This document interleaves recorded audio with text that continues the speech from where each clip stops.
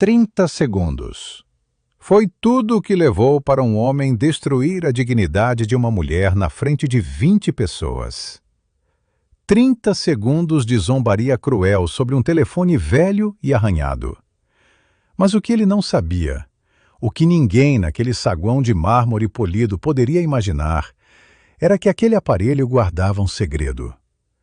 Um segredo que transformaria o zombador em mendigo e a humilhada em salvadora.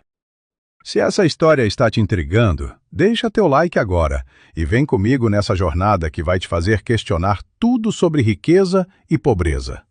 O eco dos sapatos italianos de Marcelo Tavares reverberava pelo saguão do edifício empresarial Millennium como uma sentença de morte.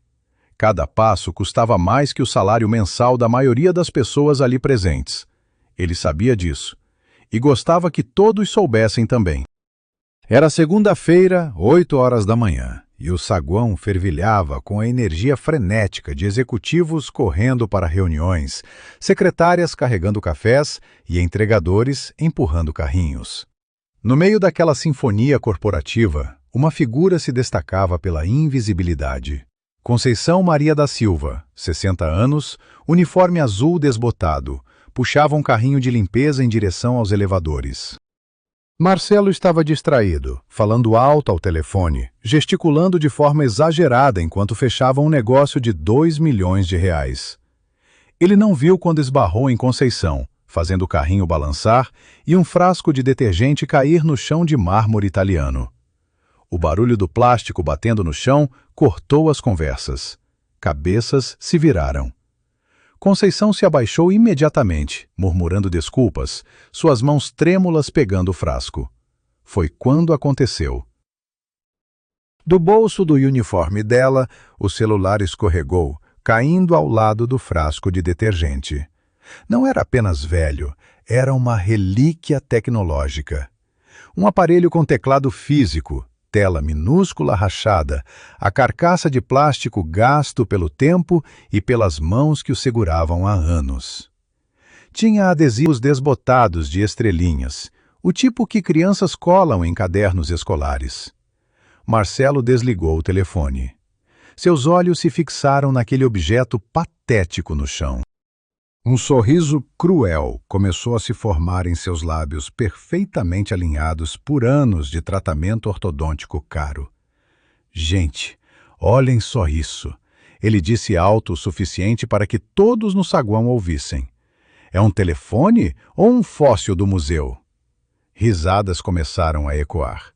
2 estagiários riram abertamente. Uma secretária cobriu a boca, tentando disfarçar o sorriso. Até o segurança desviou o olhar, constrangido, mas sem coragem de interferir. Conceição pegou o telefone rapidamente, o rosto queimando de vergonha. Ela não olhou para cima, não respondeu. Apenas segurou o aparelho contra o peito como se fosse proteger uma criança. Sério mesmo? Marcelo continuou, se aquecendo para a plateia que se formava. Esse telefone é tão velho que deve ter vindo junto com os dinossauros. Aposto que ela usa pombo-correio quando a bateria acaba. Mais risadas, mais cruéis agora. Senhor, por favor. Conceição finalmente falou, a voz tão baixa que mal se ouvia. Eu preciso trabalhar. Trabalhar? Marcelo deu um passo em direção a ela, a voz gotejando desdém. Com esse telefone você trabalha onde? No século XIX? Meu Deus, mulher, até os mendigos na rua têm smartphones melhores que esse lixo. Um cliente importante de Marcelo, um investidor japonês chamado Sr. Tanaka, observava tudo de um canto do saguão. Seu rosto não demonstrava emoção, mas seus olhos registravam cada palavra, cada gesto. A turma toda aqui. Marcelo gesticulou para os presentes. Ganha salários decentes. Todos têm telefones modernos. E você, que deve ganhar o quê? 1.200 por mês? Não consegue juntar R$ 100 para comprar um telefone que preste? Conceição apertou o telefone com mais força. Suas mãos, calejadas por décadas de trabalho duro, tremiam visivelmente agora. Mas ela não chorou. Não deu a ele essa satisfação. Sabe qual é o problema de gente como você? Marcelo estava em pleno modo palestra agora, saboreando cada segundo de atenção. Vocês não têm ambição. Ficam presos na pobreza porque querem, porque são preguiçosos. Eu comecei do zero e olha onde estou. Se eu conseguir, qualquer um consegue. Mas não, é mais fácil ficar se lamentando com um telefone de museu. Senhor Marcelo, uma voz feminina tentou intervir. Era Patrícia, a recepcionista do 10º andar, uma das poucas pessoas ali com alguma decência restante. Acho que já foi suficiente. Suficiente? Marcelo se virou para ela. Patrícia, eu estou dando uma aula de realidade aqui. Uma lição de como o mundo funciona. Se ela tivesse se esforçado na vida, não estaria limpando o chão aos 60 anos com um telefone que nem funciona direito. Funciona, senhor. Conceição disse de repente, a voz ainda baixa, mas com uma firmeza que não estava ali antes. Funciona perfeitamente. Marcelo riu, uma gargalhada alta e desagradável. Funciona? Para quê? Para jogar Snake? Para mandar mensagens de texto que levam 5 minutos para digitar? Meu Deus, você é patética. Foi quando Conceição finalmente levantou os olhos, e Marcelo viu algo neles que o fez hesitar por uma fração de segundo. Não era raiva, não era ódio, era algo pior. Era pena. Ela tinha pena dele. Este telefone, senhor. Ela disse calmamente, segurando o aparelho velho na frente dele. Tem mais valor do que o senhor pode imaginar. Muito mais. Marcelo recuperou a compostura rapidamente. Ah, é? Quanto? R$ 50 no sebo? 100 se encontrar algum colecionador maluco? Conceição não respondeu. Ela simplesmente colocou o telefone de volta no bolso, pegou o carrinho de limpeza e começou a se afastar. Mas antes de entrar no elevador, ela se virou uma última vez. O senhor tem razão em uma coisa, ela disse, sua voz ecoando pelo saguão que agora estava em silêncio absoluto. Eu deveria ter me esforçado mais na vida.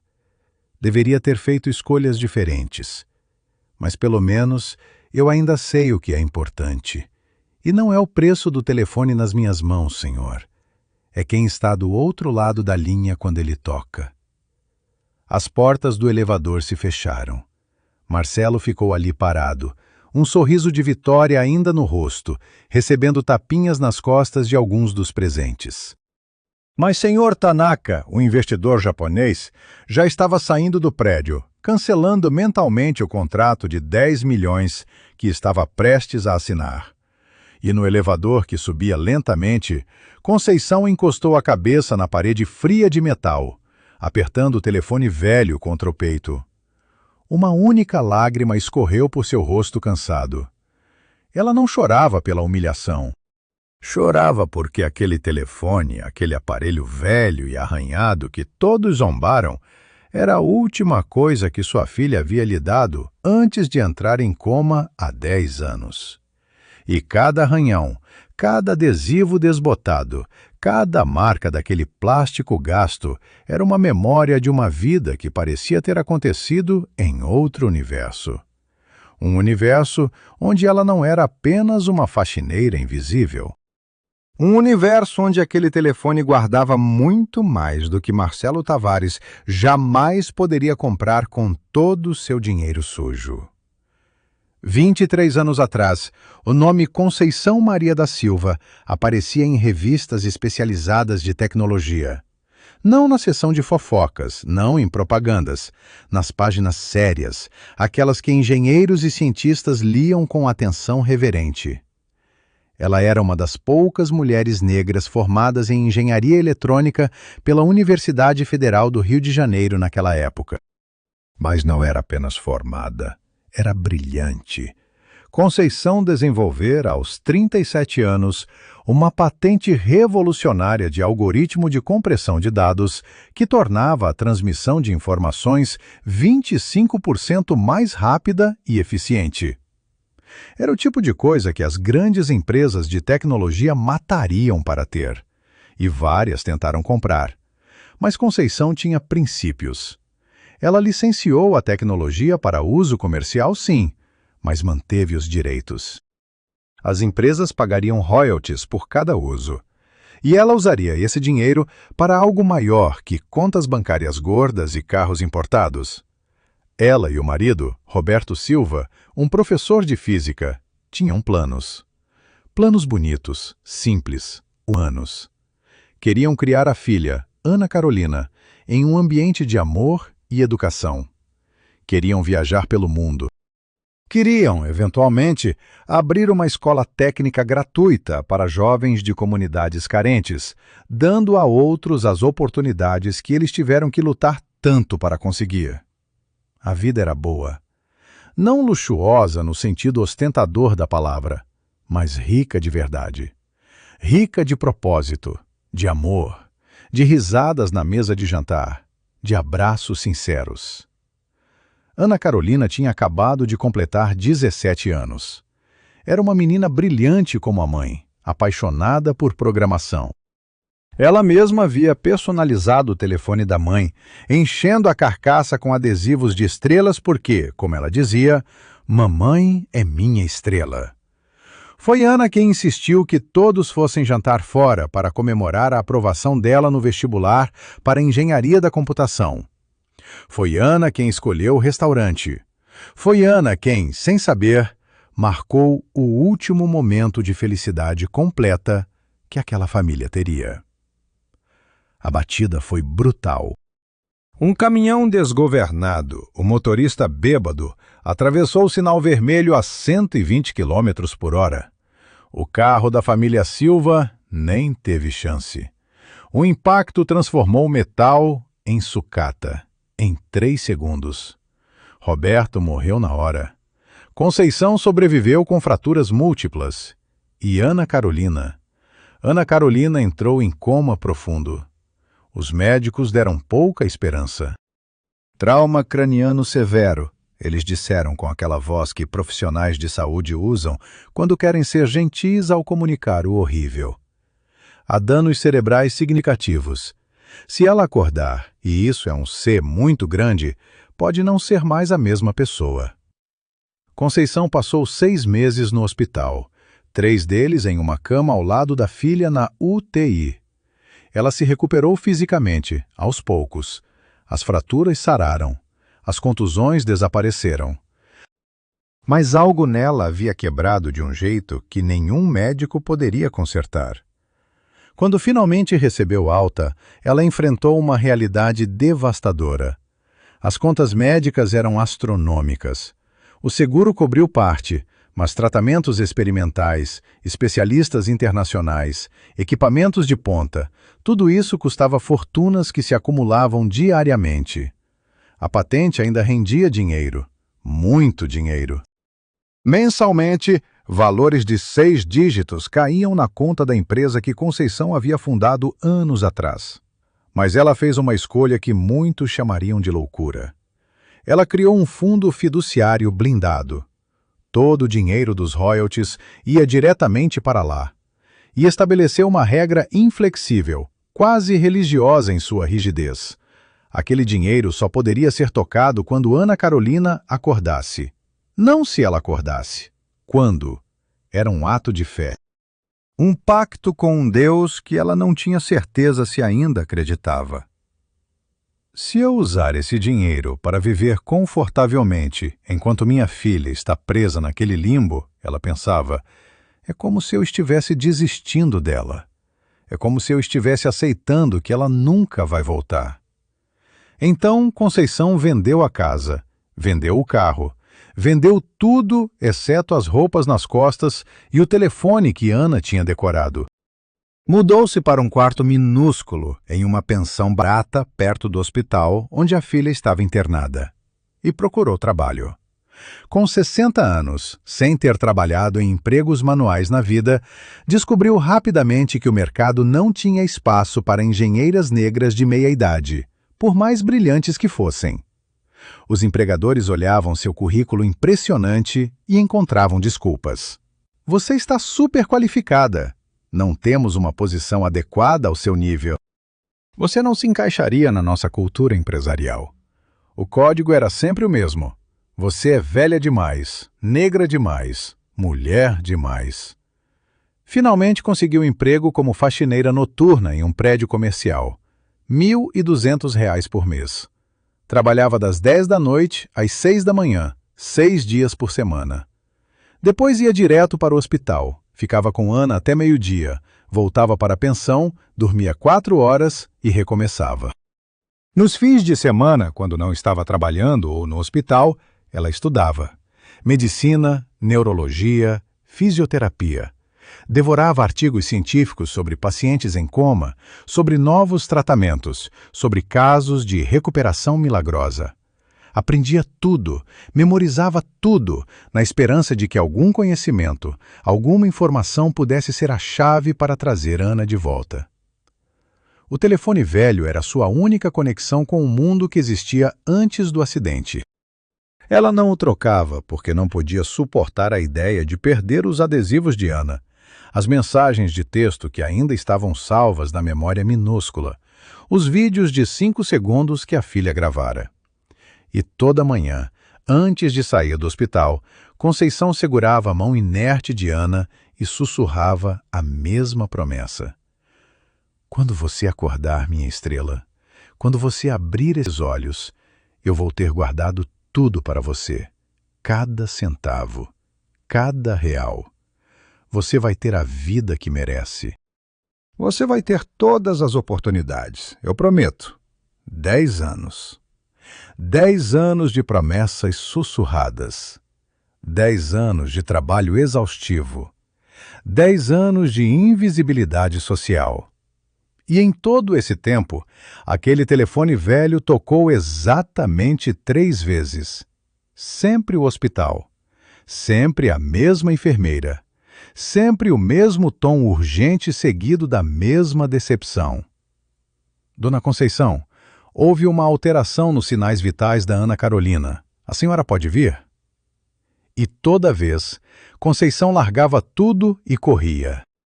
E toda vez era um alarme falso. Uma flutuação normal, nada de significativo.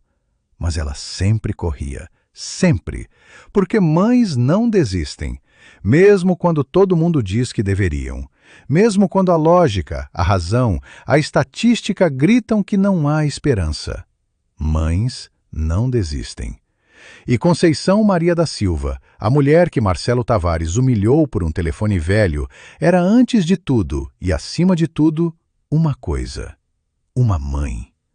Conceição não voltou para o trabalho naquela segunda-feira. Pela primeira vez em 10 anos, ela ligou dizendo que estava doente. Não era mentira técnica, ela estava doente.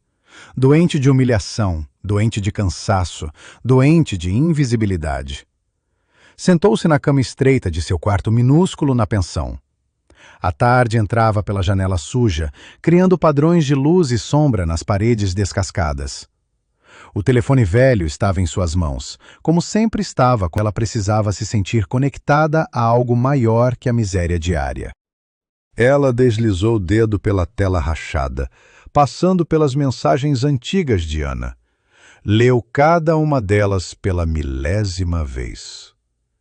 Mamãe, amei o presente, você é a melhor. Aquela de 5 anos atrás, quando Conceição dera a ela um livro de algoritmos. Mãe, passei no vestibular, vamos comemorar!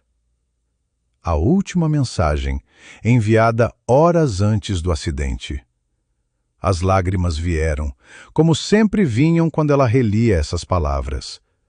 Mas hoje havia algo diferente na dor. Hoje havia raiva misturada. Raiva de Marcelo. Raiva de um mundo que julgava valor pelo preço das coisas, em vez do preço que se paga por elas. Raiva de si mesma, por ter se deixado humilhar em silêncio.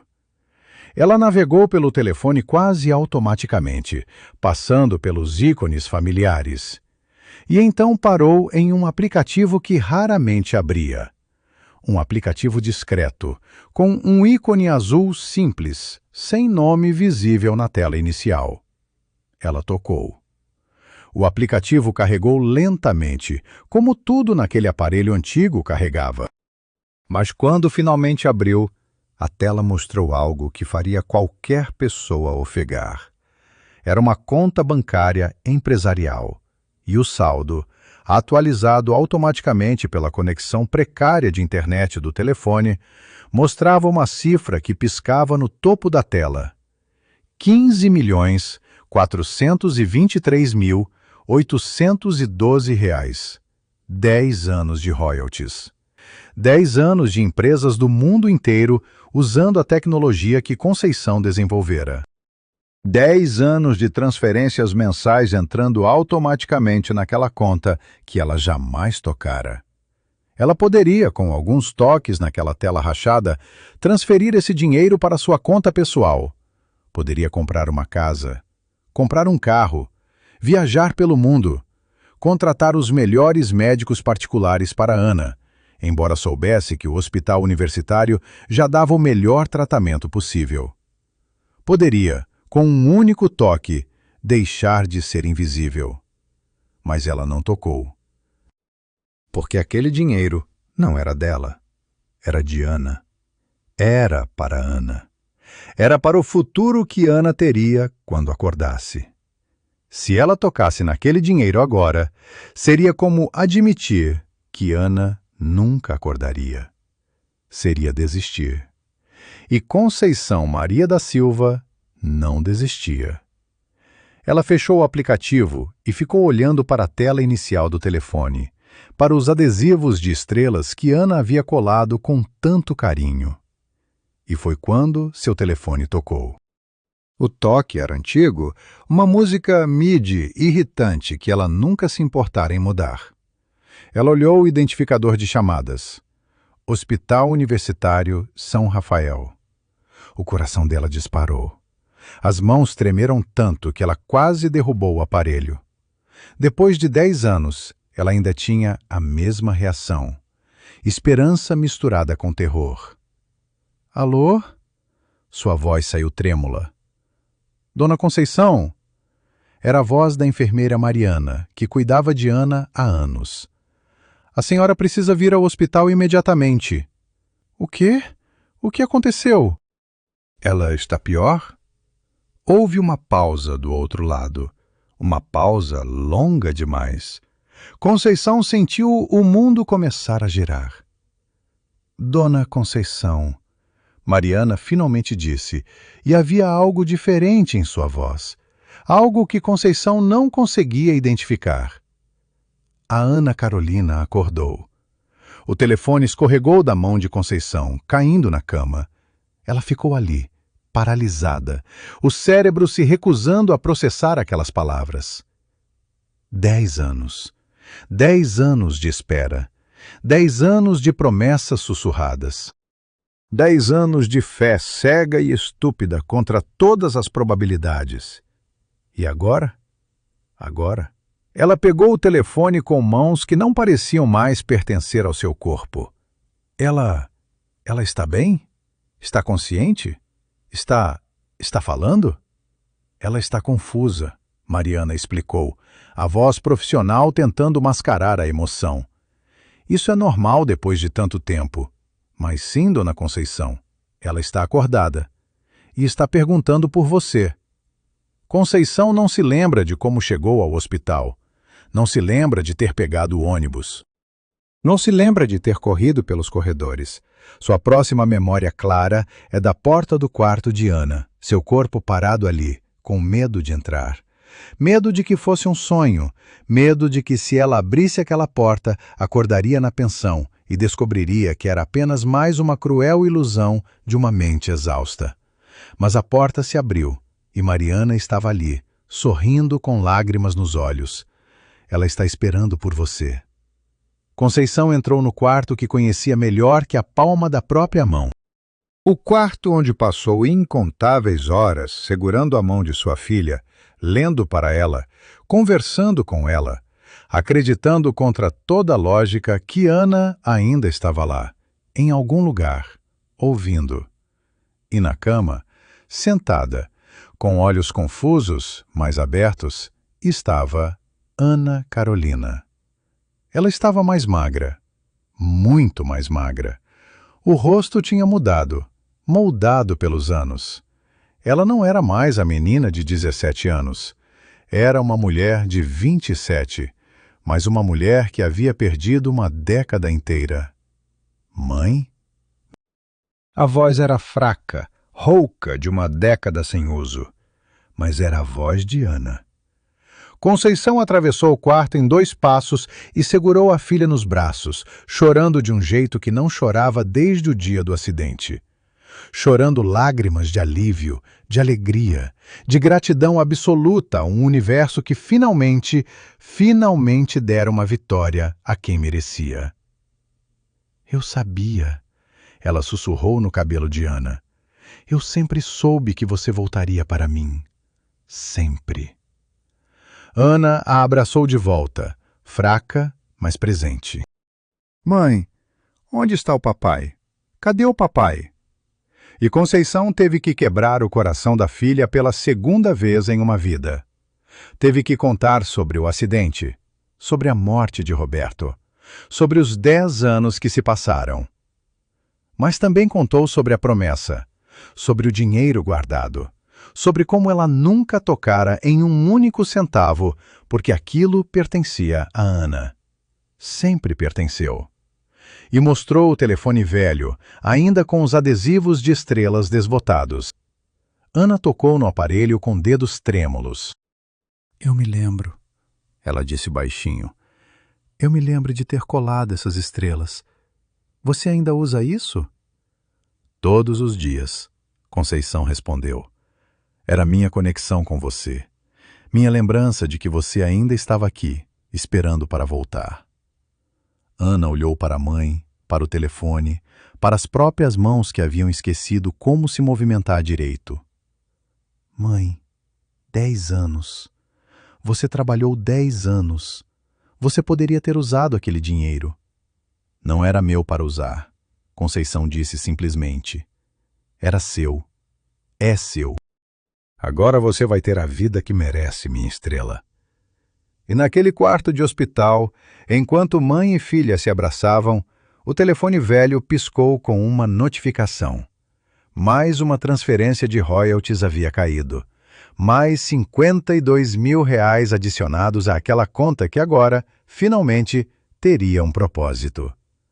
Conceição olhou para o aparelho e sorriu. Um sorriso que Marcelo Tavares nunca veria. Um sorriso que dizia tudo sobre o verdadeiro valor das coisas.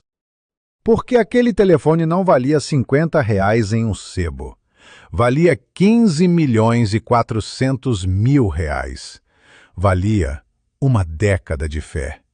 Valia o amor de uma mãe que nunca desistiu. E isso não tinha preço. Marcelo Tavares estava tendo a pior semana de sua vida. E tudo começou na terça-feira, um dia depois de humilhar Conceição no saguão do prédio. Seu telefone tocou às 9 da manhã. Era Sr. Tanaka, o investidor japonês que havia testemunhado toda a cena. Sr. Tavares, a voz educada mais fria disse em português impecável. Lamento informá-lo que meu grupo decidiu cancelar o investimento de 10 milhões em sua empresa. O quê? Marcelo sentiu o chão desaparecer sob seus pés. Senhor Tanaka, podemos conversar sobre isso? Houve algum problema com os números?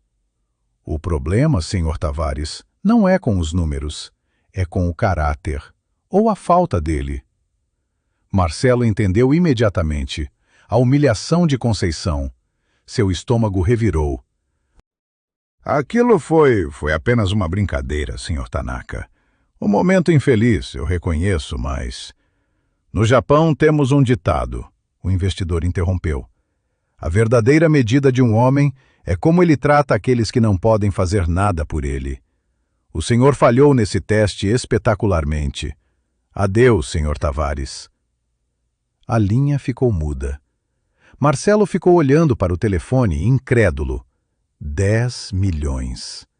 10 milhões de reais evaporados por causa de uma faxineira com um telefone velho. A raiva ferveu dentro dele. Não contra si mesmo, contra Conceição. Aquela mulher arruinara tudo. Mas era apenas o começo. Na quarta-feira, 3 clientes importantes cancelaram contratos. Na quinta, sua esposa Denise pediu o divórcio, cansada de anos sendo casada com um homem que amava dinheiro mais que pessoas. Na sexta, seus próprios sócios convocaram uma reunião de emergência. Marcelo, precisamos falar sobre a empresa. Leonardo, seu sócio mais antigo, não parecia confortável. Estamos com problemas de fluxo de caixa. Sérios? Como assim? Marcelo folheava relatórios freneticamente. Temos contratos de milhões? Tínhamos, Leonardo corrigiu. Depois daquela cena com a faxineira que viralizou nas redes sociais, perdemos 7 contratos. Os clientes não querem associar suas marcas com a nossa depois daquilo. Viralizou? Marcelo sentiu o sangue gelar. Como assim viralizou? Leonardo virou o laptop para ele. Era um vídeo gravado por alguém no saguão. O ângulo era ruim, a qualidade baixa, mas o áudio era cristalino. A voz de Marcelo zombando de Conceição. Cada palavra cruel, cada risada arrogante. O vídeo tinha 3 milhões de visualizações. Os comentários eram brutais.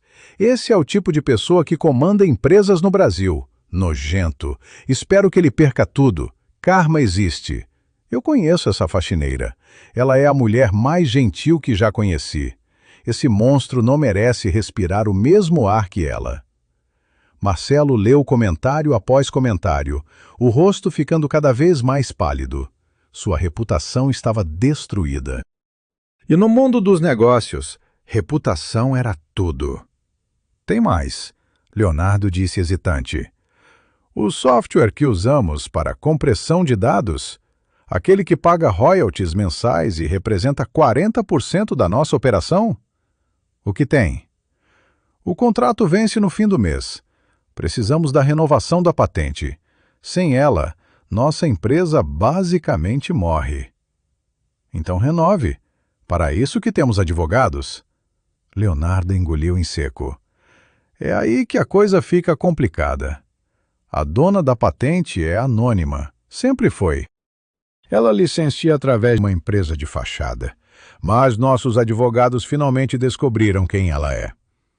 Ele virou o laptop novamente. Na tela, um documento legal antigo. O nome da inventora da patente estava lá, preto no branco. Conceição Maria da Silva. Marcelo leu o nome 3 vezes. 4 vezes. Seu cérebro se recusava a processar. A faxineira? Ele finalmente sussurrou. A faxineira é a dona da tecnologia? Não é apenas uma faxineira, Leonardo corrigiu. Ela é uma engenheira brilhante. Foi. Antes de alguma tragédia que nossos investigadores não conseguiram descobrir completamente. A patente dela é usada por metade das empresas de tecnologia do país. Quanto? Marcelo perguntou fracamente. Quanto ela ganha com isso? Por ano? Cerca de 5 a 7 milhões de reais. E nunca tocou em 1 centavo. O dinheiro fica acumulando em uma conta empresarial que ela nunca acessou. Marcelo estava tendo dificuldade para respirar. Aquela mulher que ele zombara, que ele chamara de pobre patética, era mais rica que ele. Muito mais rica. E o pior era que ela nunca esfregara isso na cara de ninguém. Ela continuara limpando chãos, usando o uniforme desbotado, segurando aquele telefone velho, enquanto milhões se acumulavam em uma conta que ela ignorava completamente. Precisamos daquele contrato, Marcelo, Leonardo disse. Sem ele, vamos à falência em 3 meses. Você precisa falar com ela. Precisa convencê-la a renovar. Como vou convencer uma mulher que eu humilhei publicamente? Não sei. Mas é melhor descobrir. Porque se ela decidir não renovar por vingança, e eu não a culparia, todos nós estamos arruinados. Marcelo passou o fim de semana planejando. Escreveu discursos de desculpas, preparou ofertas generosas, pensou em maneiras de suborná-la, de ameaçá-la, de manipulá-la. Mas na segunda-feira, quando finalmente a encontrou no saguão do prédio, todas as suas palavras preparadas morreram em sua garganta. Porque Conceição não estava usando o uniforme de faxineira. Ela usava roupas simples, mas limpas, e estava sorrindo. Um sorriso genuíno, caloroso, o tipo de sorriso que Marcelo não via em ninguém há anos. "Senhor Marcelo", ela disse quando o viu, "o senhor queria falar comigo?" Eu preciso." Marcelo gaguejou, toda a sua arrogância evaporada. "Sobre o contrato, a patente. Eu sei quem a senhora é agora." "Ah, sim." Conceição assentiu. "Meus advogados me disseram que sua empresa precisa da renovação." "Sim." Marcelo limpou a garganta. "Eu vim pedir desculpas pelo que eu disse, pelo que eu fiz. Foi imperdoável e eu..." "Foi cruel." Conceição interrompeu, mas seu tom não era raivoso, era factual. "O senhor me humilhou na frente de dezenas de pessoas. Fez piada da minha pobreza, do meu telefone, da minha vida." "Eu sei. E eu sinto muito." Marcelo se forçou a dizer. "Por favor, não deixe meus funcionários pagarem pelos meus erros. Eles têm famílias, crianças para alimentar. Se a senhora não renovar o contrato por vingança..." Vingança. Conceição repetiu a palavra como se estivesse testando seu sabor. "O senhor acha que eu não renovaria o contrato por vingança?" Eu não a culparia." Conceição olhou para ele por um longo momento. Então sorriu novamente. Aquele sorriso que não fazia sentido. "Senhor Marcelo, eu vou renovar o contrato. Sob uma condição." Marcelo sentiu esperança pela primeira vez em dias. "Qualquer coisa. Nome seu preço." "Não é sobre dinheiro", ela disse. "É sobre aprendizado. Eu vou renovar o contrato se o senhor trabalhar 1 mês como faxineiro, aqui neste prédio, fazendo exatamente o que eu fazia. Mesmo salário, mesmo horário, mesmas condições." Marcelo a encarou. 1 mês? Como faxineiro? 1 mês, 30 dias. Se o senhor sobreviver aos 30 dias, eu renovo o contrato. E mais, vou doar todos os royalties futuros da sua empresa para instituições de caridade." "Por que faria isso?" "Porque", Conceição disse suavemente, "minha filha acabou de acordar de um coma de 10 anos. E ela me ensinou algo que eu esqueci durante esse tempo de dor. Ela me ensinou que guardar rancor é desperdiçar energia que poderia ser usada para amor. Então, não, senhor Marcelo. Eu não vou destruir sua empresa por vingança. Mas vou dar ao senhor uma chance de aprender o que significa ser invisível. O que significa ser julgado pelo que não tem em vez do que é." Ela estendeu a mão. "Aceita?" Marcelo olhou para aquela mão, calejada, marcada pelo trabalho. A mão de uma mulher que limpara chãos enquanto milhões se acumulavam em uma conta que ela se recusava a tocar. E pela primeira vez em sua vida, Marcelo Tavares sentiu algo que nunca sentira: vergonha real. Ele apertou a mão dela. "Aceito." O uniforme azul desbotado não servia em Marcelo. Era muito apertado nos ombros, muito curto nas mangas. Ele estava de pé na sala de vestiários do subsolo do edifício Millennium, olhando para si mesmo no espelho manchado, tentando processar que aquilo era real. Primeira semana. Apenas 7 dias. Marcelo repetia para si mesmo como um mantra. São apenas 7 dias. E depois mais 3 semanas. Você consegue. O supervisor de limpeza, Sr. Osvaldo, um homem de 50 e poucos anos, com barriga proeminente e voz de fumante crônico, entrou na sala carregando um carrinho de limpeza. Então você é o novato, ele disse, olhando Marcelo de cima a baixo com desconfiança óbvia. O ricaço que vai brincar de faxineiro por um mês. Não estou brincando, Marcelo respondeu, tentando soar firme. Estou aqui para trabalhar.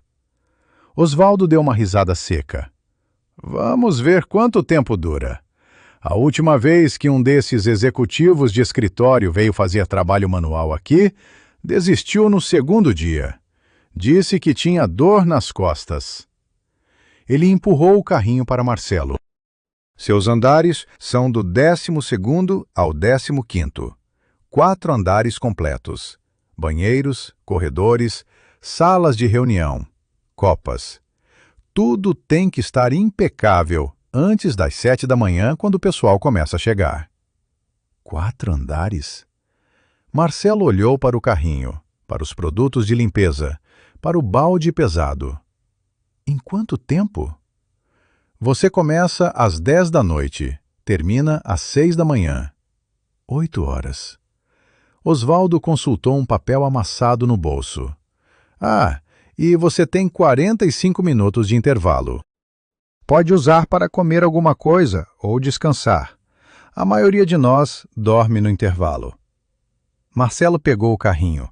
Era mais pesado do que parecia, muito mais pesado. A primeira noite foi um pesadelo. Suas mãos, acostumadas apenas a segurar canetas caras e apertar botões em teclados ergonômicos, começaram a doer depois de 20 minutos passando pano no chão. Depois de 1 hora, bolhas começaram a se formar nas palmas. Ele limpou banheiros e sentiu nojo de uma forma que nunca sentira. Limpou privadas entupidas, removeu lixo fedorento de cestas, esfregou urina seca do chão ao redor dos mictórios. Cada tarefa era uma humilhação silenciosa que corroía sua arrogância anterior pedaço por pedaço. No segundo andar que limpou, encontrou Patrícia, a recepcionista que havia tentado defendê-lo naquele dia contra Conceição. Ela estava trabalhando até tarde, terminando relatórios. Marcelo? Ela olhou para ele com choque genuíno. O que você está fazendo? Trabalhando, ele disse simplesmente, empurrando o carrinho. Mas por quê? Você é o dono da empresa, você não precisa. Preciso, ele interrompeu. Mais do que você imagina. Quando chegou o intervalo às 2 da manhã, Marcelo desabou em um banco de plástico na sala de descanso dos funcionários. Suas costas latejavam, seus joelhos doíam. Suas mãos estavam em carne viva. Ele olhou para o sanduíche barato que havia comprado em uma padaria e mal conseguiu engolir. Osvaldo entrou, carregando uma marmita. Primeira noite sempre é difícil, ele disse sem olhar para Marcelo. O corpo não está acostumado. Dá 1 semana, você se adapta. Ou desiste. Não vou desistir. Osvaldo sorriu, mas não era um sorriso gentil. Todos dizem isso no primeiro dia. A segunda noite foi pior. A terceira, pior ainda. No 4º dia, Marcelo acordou e não conseguiu levantar da cama. Cada músculo do corpo gritava em protesto. Ele pensou seriamente em desistir, em ligar para Conceição e implorar por outra solução. Mas então ele lembrou. Lembrou do rosto dela naquele dia. Lembrou da humilhação que ele causara. E percebeu algo fundamental. Ela fez isso durante 10 anos. 10 anos sem reclamar, sem desistir, enquanto milhões se acumulavam em uma conta que ela não tocava. Se ela conseguiu, ele pensou, forçando-se a sair da cama, eu também consigo. No 5º dia, algo mudou. Marcelo começou a notar coisas que nunca notara antes. Começou a ver as outras pessoas que trabalhavam à noite no prédio. A equipe de limpeza completa. 7 pessoas no total, incluindo ele agora. Havia Dona Margarida, uma senhora de 72 anos que trabalhava para sustentar 2 netos órfãos. Jorge, um jovem de 23 anos que limpava de noite e estudava engenharia de dia, dormindo apenas 4 horas. Silvia, uma mãe solteira de 3 filhos que fazia 2 empregos e ainda encontrava energia para sorrir. Cada um tinha uma história, cada um tinha sonhos. Cada um trabalhava com uma dignidade silenciosa que Marcelo nunca percebera quando passava por eles nos corredores durante o dia. Uma noite, durante o intervalo, Jorge sentou ao lado dele. "Você é aquele cara do vídeo, né? O que xingou a Dona Conceição?" Marcelo assentiu, envergonhado. "Sou." "Por que está fazendo isso?" Jorge perguntou sem julgamento, apenas curiosidade genuína. "Porque eu estava errado," Marcelo disse. "E porque preciso aprender algo que nunca aprendi quando estava lá em cima, nos escritórios bonitos?" "O quê?" "Que todo trabalho tem dignidade, que toda pessoa tem valor, e que eu era um idiota arrogante que julgava pessoas pelo que elas tinham, em vez de quem elas eram." Jorge ficou em silêncio por um momento. Depois, estendeu a mão. "Bem-vindo ao mundo real, então." Marcelo apertou a mão dele e, pela primeira vez em dias, sorriu genuinamente. Mas a humilhação pública ainda não havia terminado. No 10º dia, um grupo de executivos que Marcelo conhecia passou por ele no corredor às 6 da manhã. Ele ainda estava de uniforme, empurrando o carrinho de limpeza. "Tavares?" Um deles, Roberto Mendes, um concorrente de longa data, parou. "É você mesmo aí embaixo?" Os outros riram. Riram alto, sem tentar disfarçar. "Ouvi dizer que você quebrou." Mendes continuou, claramente saboreando cada palavra. "Mas não sabia que estava tão ruim assim. Trabalhar de faxineiro? Meu Deus, como os poderosos caem." Marcelo sentiu a raiva ferver. Sentiu o impulso de responder, de defender-se, de explicar. Mas então lembrou de como Conceição havia reagido quando ele a humilhara. Silêncio digno. Então ele apenas continuou empurrando o carrinho, a cabeça erguida, sem dizer uma palavra. "Patético," Mendes disse enquanto se afastavam, suas risadas ecoando pelo corredor. Mas Marcelo não se sentiu patético. Pela primeira vez em muito tempo, ele se sentiu algo diferente. Sentiu-se humano. Aquela noite, no intervalo, Dona Margarida sentou ao lado dele. Ela havia visto a cena com os executivos. "Doeu, né?" ela disse suavemente. "Quando eles riem assim." "Sim," Marcelo admitiu. "Doeu." "Agora você sabe," ela disse, "como é para nós todos os dias. Invisíveis quando somos úteis, alvos de piada quando somos vistos." Marcelo olhou para ela, para o rosto enrugado, para as mãos calejadas, para os olhos que tinham visto décadas de trabalho duro e pouco reconhecimento. "Como você aguenta?" ele perguntou. "Porque," ela respondeu com um sorriso cansado, "alguém tem que limpar os banheiros, não é? Alguém tem que fazer o trabalho que ninguém quer fazer, mas todo mundo precisa. E há dignidade nisso. Há orgulho em fazer bem algo que precisa ser feito."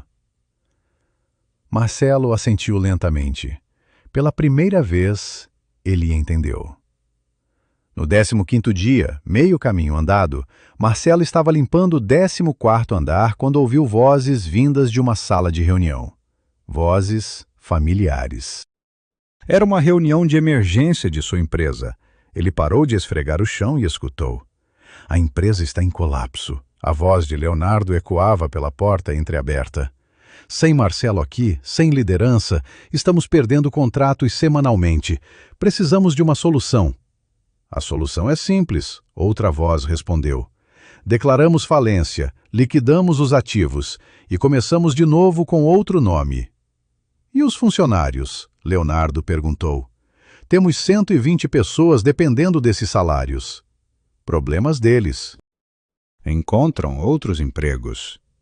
Marcelo sentiu raiva. Raiva de si mesmo. Por que teria dito exatamente a mesma coisa 6 meses atrás? Funcionários eram números em planilhas, não pessoas com famílias, com sonhos, com contas para pagar. Mas agora ele conhecia Jorge, que estudava engenharia. Conhecia Sílvia, com 3 filhos. Conhecia Dona Margarida, sustentando netos órfãos. Conhecia 120 histórias que não eram apenas números. Naquela noite, pela primeira vez desde que começara, Marcelo não dormiu depois do trabalho. Em vez disso, foi direto para casa, abriu seu laptop e começou a trabalhar. Trabalhar de verdade. Ele tinha 15 dias restantes de humilhação, mas não ia desperdiçá-los sentindo pena de si mesmo. Ia usá-los para aprender, para mudar, para salvar não apenas sua empresa, mas todas as pessoas que dependiam dela. Porque Conceição não lhe dera apenas uma punição, ela lhe dera um presente. O presente de ver o mundo através dos olhos de quem ele havia desprezado. E esse presente estava mudando Marcelo Tavares de maneiras que ele jamais imaginara possível. 21º dia. Marcelo estava limpando o banheiro do 13º andar quando seu telefone vibrou no bolso. Ele o ignorou inicialmente, concentrado em remover uma mancha teimosa do espelho. O telefone vibrou novamente. E novamente. E novamente. Com um suspiro, ele tirou as luvas de borracha e checou as mensagens. Eram todas de Leonardo, cada uma mais urgente que a anterior. Marcelo, ligue imediatamente. Urgente. Hospital São Rafael. É sobre a Conceição. O sangue de Marcelo gelou. Ele ligou instantaneamente, as mãos ainda úmidas de água sanitária. Léo, o que aconteceu? Marcelo, Leonardo disse, a voz estranha. Você precisa ir ao Hospital São Rafael, agora. A filha da Conceição, ela... Ela o quê? Marcelo sentiu pânico. Ela morreu? Ela piorou? Não. Leonardo fez uma pausa dramática. Ela acordou. Marcelo ficou em silêncio, processando. A filha em coma há 10 anos. A razão pela qual Conceição trabalhara como faxineira. A razão pela qual ela nunca tocara nos milhões. Tudo fazia sentido agora. Como você sabe disso? Marcelo perguntou. Está em todos os noticiários locais. É um milagre médico, estão dizendo. E, Marcelo, tem mais. A Conceição anunciou que vai doar metade da fortuna acumulada para pesquisas sobre pacientes em coma. Estamos falando de mais de 7 milhões de reais. Marcelo desligou e ficou parado no banheiro vazio, ainda segurando o pano de limpeza. 7 milhões. Ela estava doando 7 milhões. Ele saiu do prédio sem avisar Osvaldo, ainda vestindo o uniforme de faxineiro. Pegou um táxi até o Hospital São Rafael, nem pensando em trocar de roupa. O hospital estava cercado por câmeras de TV quando ele chegou. Repórteres entrevistavam médicos, enfermeiras, qualquer um que pudesse comentar sobre o despertar milagroso de Ana Carolina. Marcelo empurrou o caminho pela multidão, seu uniforme de faxineiro fazendo as pessoas se afastarem automaticamente, presumindo que ele trabalhasse ali. Encontrou Conceição no corredor do 5º andar, sentada em um banco de plástico, o rosto marcado por lágrimas de alegria, mas também de exaustão. Ela estava segurando aquele telefone velho, olhando para os adesivos de estrelas. Dona Conceição, Marcelo disse suavemente. Ela levantou os olhos e levou um segundo para reconhecê-lo no uniforme. Senhor Marcelo, você veio, eu soube. Sobre sua filha, eu queria parabenizá-la e perguntar se há algo que eu possa fazer. Conceição estudou o rosto dele. Viu a sinceridade ali. Viu algo mais também. Viu mudança. Quer conhecê-la? Ela perguntou. Marcelo assentiu, sem palavras. Conceição o levou até um quarto no fim do corredor. Dentro, rodeada por médicos e equipamentos de monitoramento, estava Ana Carolina. Ela estava acordada, sentada na cama, ainda frágil, mas indiscutivelmente consciente.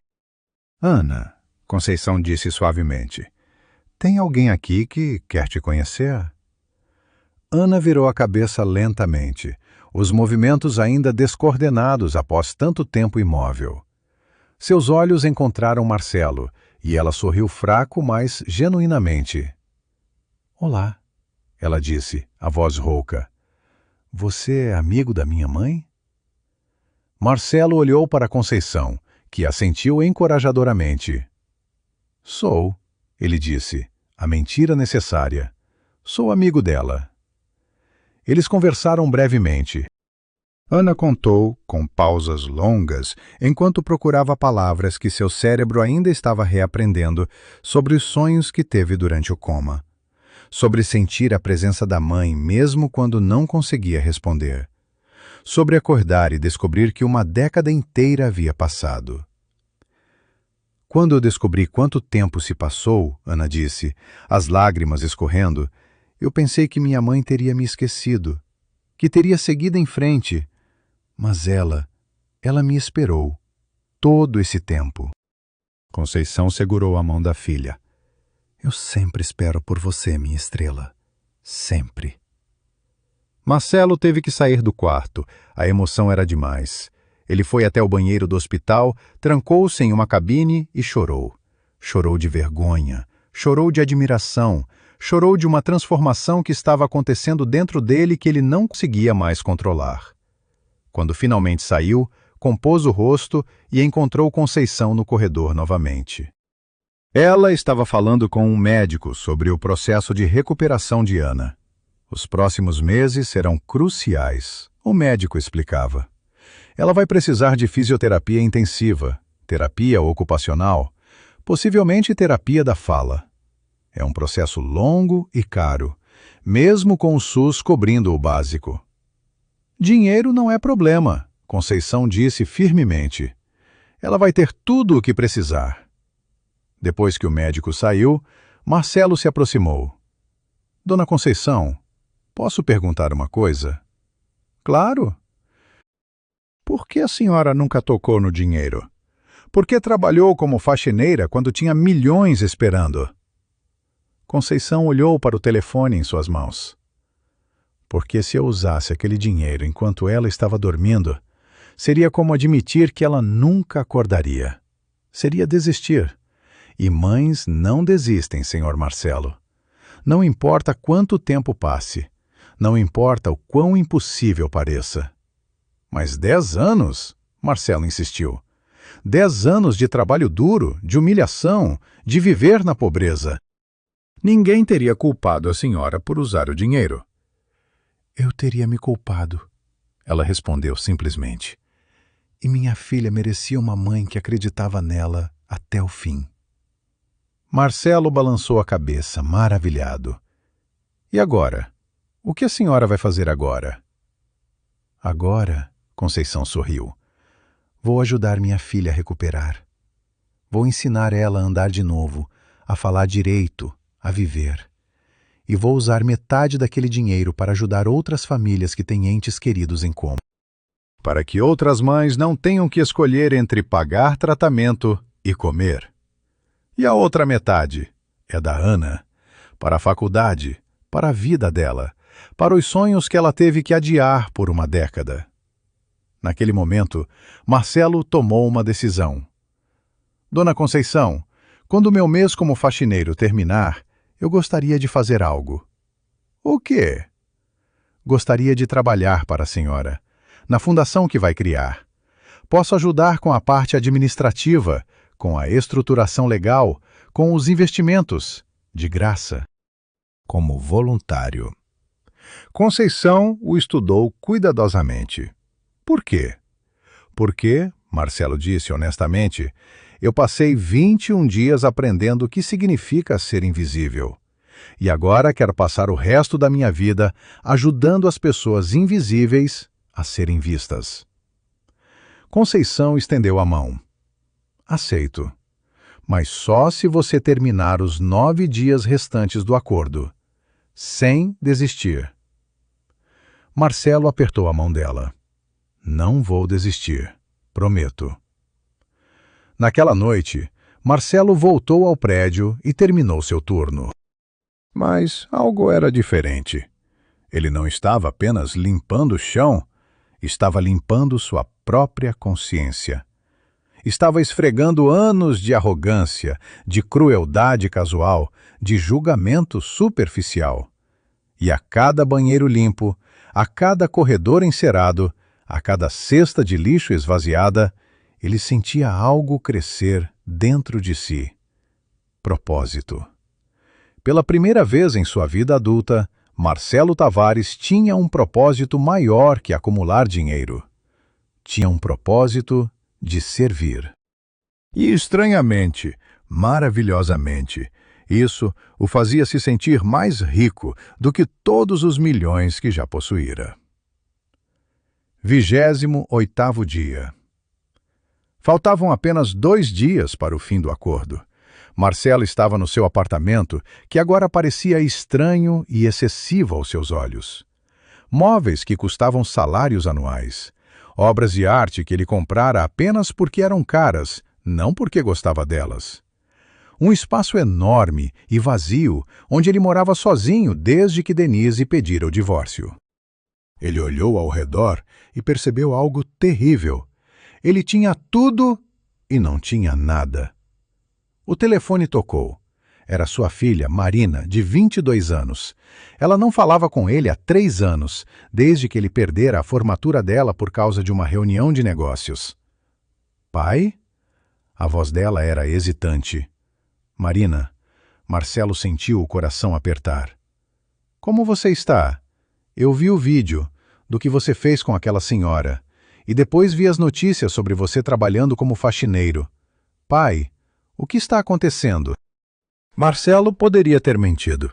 Poderia ter tentado minimizar, justificar, explicar, mas estava cansado de mentiras.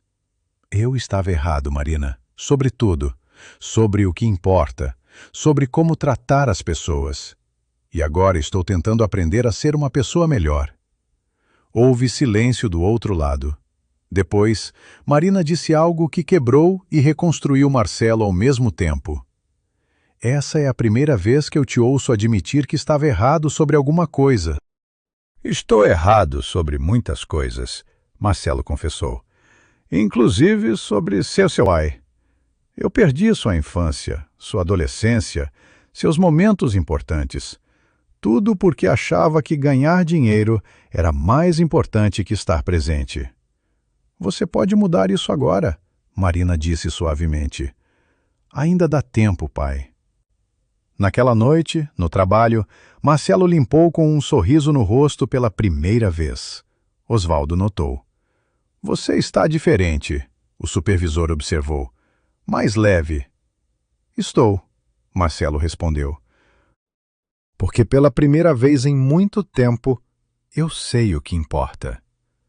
E o que importa? Pessoas. Conexões reais. Fazer diferença na vida de alguém. Ele olhou para Osvaldo. Aliás, posso te perguntar uma coisa? Claro. Por que você trabalha aqui? Um homem da sua experiência poderia ter empregos melhores? Osvaldo sorriu. Poderia. Mas aqui eu tenho algo que dinheiro não compra. Tenho uma equipe que é como família. Tenho propósito. Tenho paz. Já trabalhei em lugares que pagavam o dobro, mas me faziam querer nunca sair da cama. Aqui eu acordo e não odeio o dia que vem pela frente. Marcelo assentiu, entendendo perfeitamente. No 29º dia, penúltimo dia do acordo, algo inesperado aconteceu. Senhor Tanaka, o investidor japonês que cancelara o contrato, apareceu no prédio. Ele viu Marcelo limpando o saguão às 6 da manhã. Senhor Tavares! Senhor Tanaka? Marcelo parou de passar o pano, mas não se envergonhou do uniforme. Ficou de pé, com dignidade. Ouvi o que você está fazendo. Ouvi sobre o acordo com a senhora Conceição. Ouvi sobre sua transformação. Não sei se é uma transformação ainda, Marcelo disse honestamente, mas estou tentando ser melhor do que era. Tanaka assentiu. No Japão, temos um conceito chamado Kaizen, melhoria contínua. Você está praticando Kaizen, Sr. Tavares. Estou tentando. Por isso, Tanaka continuou, meu grupo decidiu reconsiderar o investimento, mas com condições. Quais condições? Queremos ver você implementar políticas justas de trabalho em sua empresa, salários dignos, horários humanos, respeito a todos os funcionários, independente da posição. Se concordar com isso, investimos os 10 milhões. Marcelo estendeu a mão, ainda usando a luva de borracha de limpar banheiro. Concordo, e prometo que será mais que política, será cultura. Tanaka apertou a mão dele sem hesitar. Então, temos um acordo? Naquela tarde, antes de dormir, Marcelo visitou novamente o hospital. Ana estava progredindo rapidamente, já conseguia caminhar alguns passos com ajuda. Conceição estava ao lado dela, como sempre. Amanhã é seu último dia, Conceição disse quando viu Marcelo. Como se sente? Grato, ele respondeu honestamente. Mais grato do que a senhora pode imaginar. Ana olhou para ele com curiosidade. Minha mãe me contou tudo. Sobre o que você fez, sobre o acordo, sobre sua transformação. Marcelo ficou vermelho. Não sei se é transformação, ele começou. É sim, Ana interrompeu. Sabe como eu sei? Porque minha mãe confia em você. E ela não confia fácil. Conceição sorriu. É verdade. Mas você mostrou algo importante, Sr. Marcelo. Mostrou humildade. Mostrou que pode mudar. E mais importante, mostrou que entende agora o que realmente importa. O que realmente importa? Marcelo perguntou. Conceição olhou para Ana, depois de volta para Marcelo. O que importa não é o quanto você ganha, é o quanto você dá. Não é o que você possui, é quem você ama e quem te ama de volta. Não é seu saldo bancário. É o saldo da sua consciência quando você põe a cabeça no travesseiro. Marcelo assentiu. Eu entendo isso agora. Eu olho para a senhora, que tinha milhões e vivia como pobre por amor à sua filha. E depois olho para mim, que tinha milhões e vivia como pobre em tudo o que realmente importa. Sem amor, sem família, sem propósito. Mas você está mudando isso, Conceição disse. E isso é o que conta. Naquela noite, Marcelo não foi dormir. Em vez disso, foi ao escritório e começou a escrever.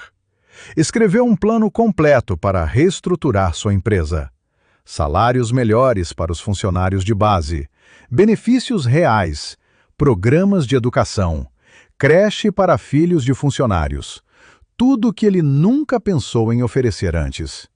Escreveu também uma carta para cada um dos 120 funcionários, pedindo desculpas por anos de liderança fria e distante, prometendo fazer melhor. E, finalmente, escreveu uma carta para Conceição, agradecendo pela maior lição que já recebera.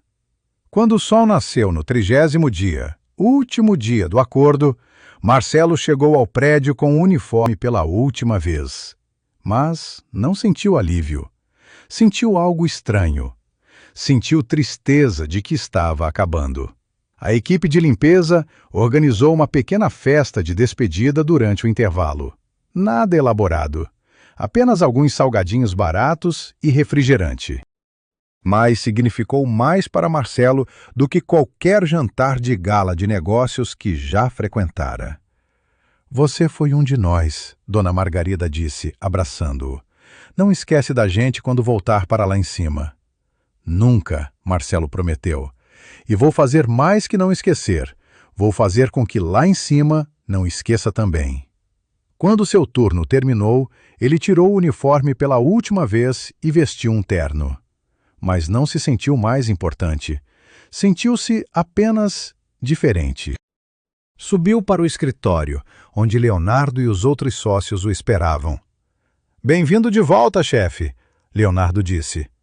Obrigado, Marcelo respondeu. Mas antes de voltarmos ao trabalho, eu preciso que vocês leiam isso. Ele distribuiu cópias do plano de reestruturação. Os sócios leram em silêncio crescente. Marcelo, isso vai custar milhões, um deles disse. Vai, Marcelo confirmou. Mas vai valer cada centavo. Porque uma empresa que não cuida de suas pessoas não merece existir. E assim começou a verdadeira transformação. Não apenas de Marcelo, mas de tudo que ele tocava. Porque ele finalmente entendera a verdadeira riqueza, e não tinha nada a ver com dinheiro. 3 meses depois do fim do acordo, o edifício Millennium estava irreconhecível. Não fisicamente, mas energeticamente. Havia algo diferente no ar. Os funcionários da limpeza agora tinham uniformes novos e confortáveis. Tinham equipamentos modernos que facilitavam o trabalho. Tinham salários 30% mais altos. E, mais importante, tinham respeito. Marcelo implementara uma política simples, mas revolucionária. Toda primeira sexta-feira do mês, todos os executivos, incluindo ele, passavam meio período trabalhando em funções operacionais. Limpeza, segurança, manutenção. Para nunca esquecerem o que significa fazer o trabalho que mantém o prédio funcionando. A empresa de Marcelo não apenas sobrevivera, prosperara. Com o investimento de Sr. Tanaka e a renovação do contrato de Conceição, que agora doava todos os royalties futuros para a Fundação de Pesquisa sobre Coma, a empresa crescera 40%. Mas, mais importante que os números, a cultura havia mudado. Funcionários que antes eram invisíveis, agora eram valorizados. Dona Margarida recebeu uma promoção para supervisora de qualidade. Jorge ganhou uma bolsa de estudos financiada pela empresa para terminar engenharia. Silvia conseguiu horário flexível para cuidar melhor dos filhos. E Conceição? Conceição se tornara algo que Marcelo jamais imaginara. Tornara-se sua amiga, sua mentora, sua bússola moral. A Fundação Ana Carolina, como foi batizada, já havia ajudado dezenas de famílias com pacientes em coma. Financiava pesquisas, pagava tratamentos, dava esperança onde havia apenas desespero. Ana, agora com quase 1 ano de recuperação, havia progredido milagrosamente. Ainda usava muletas, ainda falava devagar às vezes, mas estava voltando. Voltando para a vida. Para os sonhos, para o futuro. E ela havia se tornado amiga de Marina, filha de Marcelo. 2 jovens mulheres, ambas tendo perdido anos de vida de formas diferentes. Uma em coma, outra sem pai presente, agora se ajudando mutuamente a reconstruir. Em uma manhã de sábado ensolarada, Marcelo organizou um evento especial. Um café da manhã no jardim de sua mansão, que agora não parecia tão vazia porque estava cheia de pessoas que ele realmente amava. Conceição estava lá com Ana, Marina com o namorado novo, Leonardo e sua família, toda a equipe de limpeza do edifício Millennium, Sr. Tanaka, que se tornara não apenas investidor, mas amigo. Marcelo bateu em uma taça para chamar a atenção. Quero agradecer a todos por estarem aqui, ele começou. Há 6 meses, eu era um homem diferente. Um homem que media valor em reais, que julgava pessoas por aparências, que achava que sucesso significava quanto dinheiro você acumulava. Ele olhou para Conceição. E então uma mulher extraordinária me ensinou que eu estava completamente errado. Me ensinou que a verdadeira medida de um homem é como ele trata quem não pode fazer nada por ele. Me ensinou que riqueza não está em contas bancárias, mas em conexões humanas, em propósito, em amor. As pessoas aplaudiram suavemente. Por isso, Marcelo continuou, quero anunciar algo. A partir de hoje, 50% dos lucros da minha empresa irão para a Fundação Ana Carolina. Não uma doação única, 50% de tudo, para sempre. Houve silêncio chocado. Depois, explosão de aplausos. Marcelo, Conceição se levantou. Você não precisa fazer isso. Preciso sim, ele respondeu. Porque você me deu mais do que um acordo de trabalho. Me deu uma segunda chance de ser humano. E isso não tem preço. Ana se levantou também, ainda apoiada nas muletas. Posso dizer algo? Claro, Marcelo disse. Quando acordei do coma, Ana falou, a voz ainda um pouco arrastada, mas clara. Eu estava perdida. Uma década havia passado. O mundo era diferente. Eu era diferente. Mas então vi o que minha mãe tinha feito. 24 anos dela guardados para mim. 10 anos de fé absoluta. Ela olhou para Conceição com amor puro. E isso me ensinou algo fundamental. O amor verdadeiro não conta custo, não mede sacrifício. Apenas ama, completamente, incondicionalmente. Conceição estava chorando agora. Marcelo também. Na verdade, quase todos estavam. Por isso, Ana continuou. Eu quero que a Fundação ajude não apenas pacientes em coma, mas mães. Mães solteiras, mães que trabalham demais, mães invisíveis como a minha era. Porque se não fosse pela força absurda da minha mãe, eu não estaria aqui hoje. O evento se estendeu pela tarde. Histórias foram contadas, risadas foram compartilhadas, planos foram feitos. No final do dia, quando todos estavam partindo, Conceição ficou para trás. Ela e Marcelo caminharam pelo jardim, aproveitando o pôr do sol. Você mudou muito, Marcelo, ela disse. Mal reconheço o homem que zombou do meu telefone há 6 meses. Eu não me reconheço também, ele admitiu. Às vezes acordo de manhã e fico chocado com quem eu era. Com quantas pessoas machuquei. Quanto tempo desperdicei sendo mesquinho e cruel. Mas você está compensando agora. Estou tentando. Mas nunca vai ser suficiente para apagar o que eu fiz. Para você, para outros. Conceição parou e segurou os ombros dele. Marcelo, olhe para mim. Ela esperou até que os olhos dele se encontrassem. Não se trata de apagar o passado. Trata-se de construir um futuro melhor. Você não pode mudar quem você era, mas pode escolher quem você será daqui para frente. E eu escolho ser melhor, ele disse firmemente. Então você já venceu. Eles continuaram caminhando em silêncio confortável. Finalmente, Marcelo perguntou algo que estava em sua mente há semanas. Dona Conceição, aquele telefone velho, você ainda usa? Ela sorriu e tirou o aparelho do bolso. Ainda com os adesivos de estrelas, ainda rachado, ainda antigo. Uso. Ana me ofereceu comprar um novo, mas eu recusei. Por quê? Por quê? Ela segurou o telefone com carinho. Este telefone me lembra de onde eu estive, do que eu superei, da fé que mantive. É um símbolo, sabe? Um símbolo de que, às vezes, as coisas mais valiosas não parecem valiosas para os outros, mas para quem sabe o valor real, são tesouros. Marcelo assentiu. Como eu aprendi da forma mais difícil. Da melhor forma, Conceição corrigiu, porque lições fáceis não transformam ninguém. Semanas depois, Marcelo recebeu uma ligação inesperada. Era Roberto Mendes, o executivo que zombara dele quando o viu trabalhando como faxineiro. Tavares, Preciso conversar com você, pessoalmente. Eles se encontraram em um café. Mendes parecia desconfortável, mexendo no copo de café sem beber. Eu vi o que você fez. Ele começou. As mudanças na sua empresa, a fundação, tudo. Marcelo esperou em silêncio. E eu queria pedir desculpas. Pelo que eu disse naquele dia, eu fui cruel e hipócrita, porque minha própria empresa trata funcionários de base terrivelmente.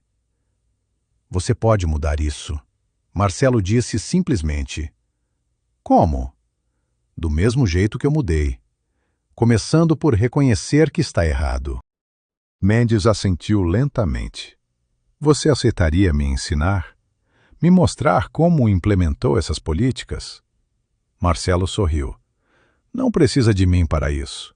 Precisa de humildade, de vontade de aprender e de alguém que te mostre o que realmente importa. Ele escreveu algo em um guardanapo e entregou a Mendes. Era o endereço da Fundação Ana Carolina. Vai lá. Seja voluntário por 1 mês. Conheça as histórias. Depois me procura e conversamos. Mendes olhou o endereço e assentiu. Vou fazer isso. E assim, a mudança começou a se espalhar, como ondas em um lago, uma pessoa de cada vez. No aniversário de 1 ano do despertar de Ana, a Fundação organizou um evento beneficente.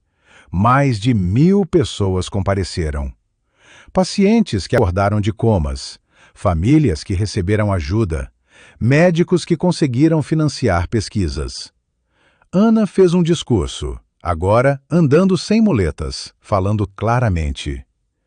Eu perdi 10 anos, ela disse, mas ganhei algo inestimável.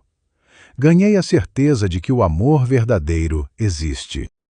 Que mães são heroínas, que pessoas podem mudar, que a esperança vale a pena. Ela olhou para Conceição na primeira fila, e que o telefone mais valioso do mundo não é o mais novo ou caro, é aquele segurado por mãos que nunca desistem. Conceição levantou o telefone velho, ainda com os adesivos de estrelas, e as pessoas aplaudiram. Aplaudiram a fé, o amor, a resiliência. Marcelo, ao lado dela, aplaudiu também. Aplaudiu a mulher que salvara não apenas a filha, mas a ele também. Porque no final, Conceição não humilhara Marcelo com aquele acordo. Ela salvara ele. Salvara do homem vazio e cruel que ele estava se tornando. Salvara dando a ele propósito, perspectiva, humanidade. E agora, olhando ao redor da sala cheia de pessoas que estavam ali porque escolheram amor em vez de ódio, fé em vez de desespero, mudança em vez de amargura, Marcelo finalmente entendeu. A verdadeira justiça não é vingança, é transformação. E ele estava transformado. Para sempre. Essa história mexeu com você? Compartilhe nos comentários qual parte mais te impactou e marca aquela pessoa que precisa ouvir essa mensagem sobre julgamento e redenção. Não esquece de se inscrever para mais histórias que vão mudar tua perspectiva sobre o que realmente importa na vida.